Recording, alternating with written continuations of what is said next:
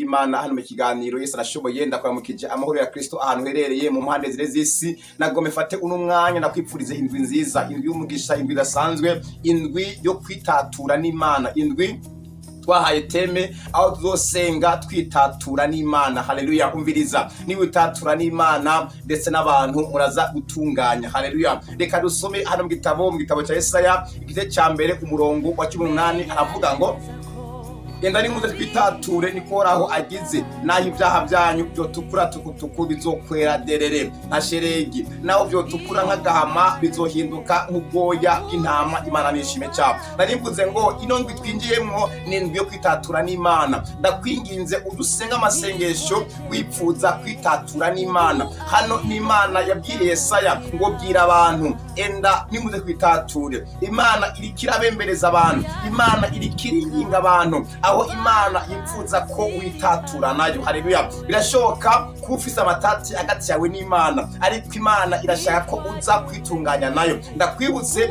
nta cana kimwe Imana itababarira. Hano havuze ngo enda nimure kwitature nikoraho nyene ingabo agize ngo naho ibyaha byanyu byo tukura tukutuku bizokwira dere nka sheregi naho byo tukura nk'agahama bizohinduka nk'ubwoya bw'intama. Imana nishime cyane. Haleluya. Witeka aguhamagara mu mitature. Haleluya. Hariho dose ufitaniye n'Imana ariyo yatumye haba ibyo bibazo, ariko Witeka arakeneye kugira iki ko mwitatura. Haleluya. Itature n'Imana hama nibyo ubona bikugoye bizoca bigenda neza. Impamvu Witeka aguhamagara arakeneye yuko mwitatura nawe, arakeneye ko kubabarira utitaye ku byaha wakoze. Saba Imana imbabazi, irakugirira imbabazi. Urahabwa, urasaba guca bugufi kugira ngo witabe Imana, urasaba guca bugufi kugira ngo umuganire n'Imana. Hama ni waca bugufi Imana irakugirira neza kandi iraza kukubabarira. Haleluya.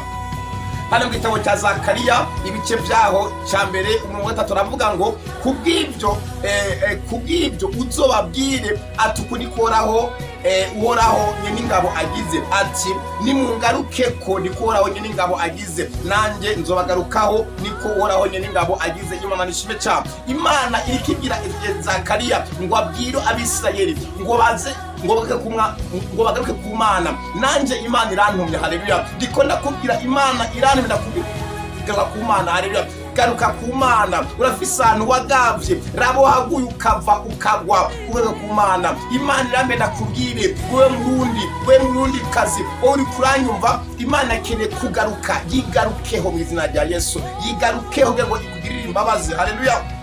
Garuka ku Mana mu izina rya Yesu. Garuka ku Mana. Hari ingeso zawe zitari ku Mana. Garuka ku Mana ibone kugirira neza. Hano hepfo nyene kare aravuga ngo mureke kuba nk'abasokuruza banyu abo navugisha kera bababarira bagasemerera bati uku niko ronye n'ingabo agize. Atenda nimuhindukire muve mu ngeso zanyu mbi no mu bikorwa byanyu bibi, maze nibumva nanje nibanyumvira niko ronye n'ingabo agize. Hano Imana edikibira Abisirayeli ngo bave ku mico yabo ya kera. Yesu nashimwe. No munsi abantu benshi bari mu bibazo, bari muri za karande bishingiye kuri basokuruza. Haleluya. Hari abantu benshi barazwe ibitaragwa, hari abantu benshi barazwe uburozi, hari abantu benshi barazwe ibintu bina basokuruza. Hano Imana irikirabwira ngo nimuve kuri izo nama zasokuruza. Hari abantu benshi bari mu bibazo. Ndakwibutsa no mukindi bacu umugani ngo so akwanka akuraga ibyamunaniye. Hari abantu barazwe uburozi, hari abantu barazwe imanza zananiranye, hari abantu barazwe ishano, hari abantu barazwe urwangwa. Haleluya. Hari abantu barazwe gutiga no guterekera no kubandwa, ariko Imana yakubwira ngo enda umviriza ngo mureke kuba nk'abasokuruza banyu abo nabwije kera. Yesu nashime cyane.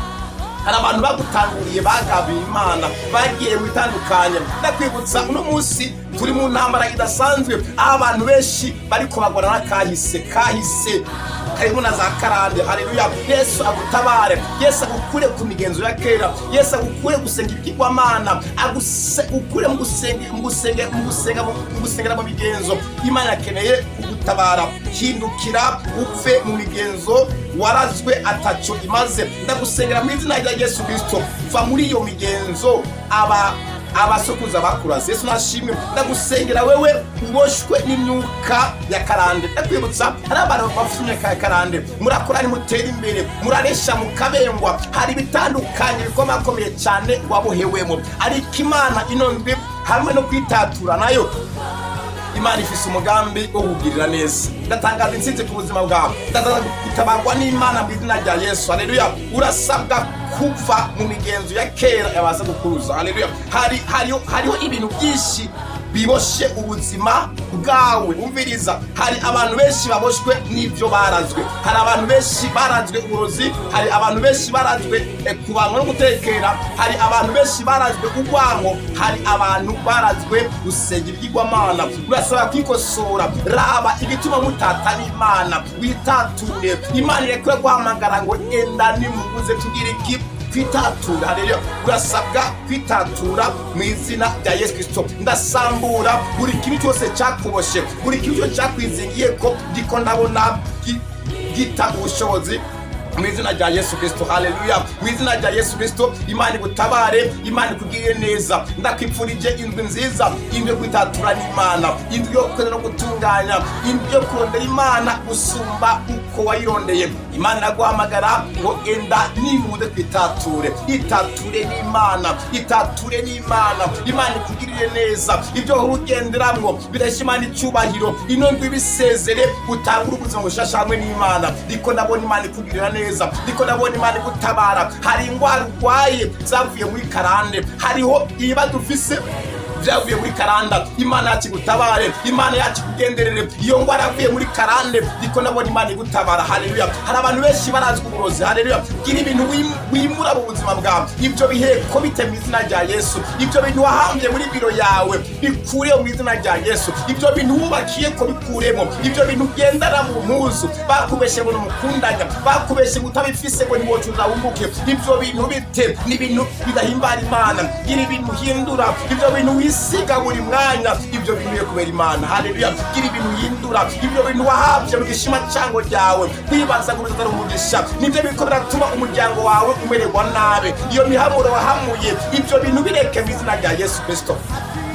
Ushobora kuba utobyishoboza, uhamagara umukozi w'Imana bitewe n'aho uri akabigufasha.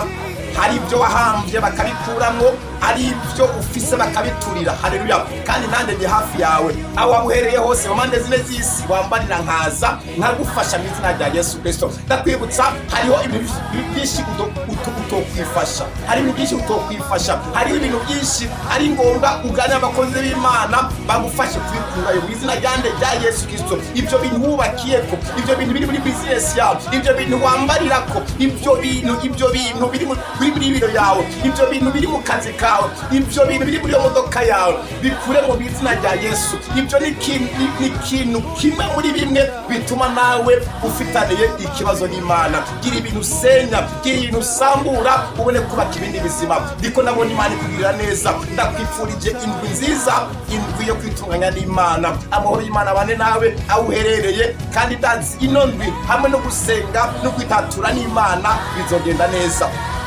Ugira umugisha n'ubutsinzi ahantu uri mu izina rya Yesu Kristo, Bwana n'umukiza wacu.